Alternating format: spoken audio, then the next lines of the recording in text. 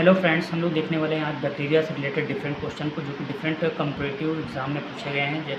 और ये सब क्वेश्चन जो हैं आपके NEET biology, LT, TGT, PGT के पॉइंट ऑफ व्यू से बड़े इंपॉर्टेंट क्वेश्चन हैं।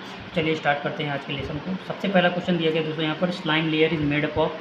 स्लाइम लेयर जो होता है वो किसका बना होता है? तो आपने पढ़ा होगा कि जो बैक्टीरिया होता है उसमें तीन पार्ट देखने मिलते हैं। क्या देखने मिलता है उसमें? Cell envelope. जो सेल इन्वेलप होता है उसमें तीन पार्ट नज़र आते हैं। एक क्या होता है आपका? सेल वॉल, एक होता है सेल मेम्ब्रेन, और एक होता है उसका ग्लाइकोकैलिक्स। तो तीन लेयर जो आपके सेल इन्वेलप में देखने को मिलते हैं। इसमें क्या दिखता है? सेल इन्वेलप बैक्टीरिया का जो होता है उसमें तीन पार्ट देखने को नज़र आते हैं। सबसे बाहर क्या होता है? ग्लाइकोकैलिक्स।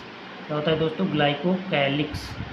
दूसरा जो होता है वो होता है सेल वॉल, और तीसरा जो होता है वो होता है सेल मेम्ब्रेन। ये तीन पार्ट उनके सेल इन्वेलप में नज़र आते हैं।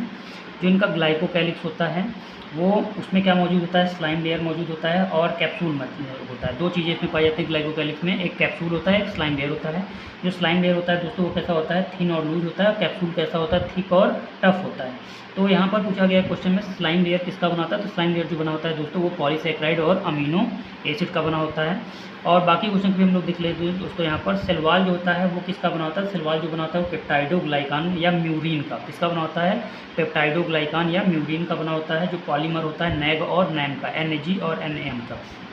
सेल मेम्ब्रेन जो होता है वो यूकैरियोटिक मेम्ब्रेन के एनालॉगस होता है, यानी लिपोप्रोटीन का ही बना होता है। किसका बना होता है? लिपोप्रोटीन का, यानी लिपिड और प्रोटीन से मिलकर बना होता है।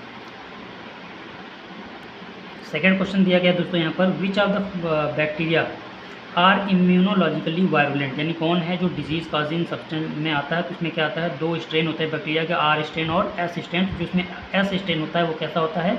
वायरुलेंट होता है, जबकि R स्ट्रेन कैसा होता है? नॉन वायरुलेंट होता है। थर्ड क्वेश्चन देख लेते हैं दोस्तों यहाँ पर, in the cell wall of gram negative bacteria. तो बैक्टीरिया जो होते हैं दोस्तों वो दो टाइप के होते हैं स्टेनिंग के बेसिस पे, ग्राम पॉजिटिव और ग्राम निगेटिव बैक्टीरिया होता है। जिसमें ग्राम निगेटिव बैक्टीरिया की सेल वॉल कैसी होती है?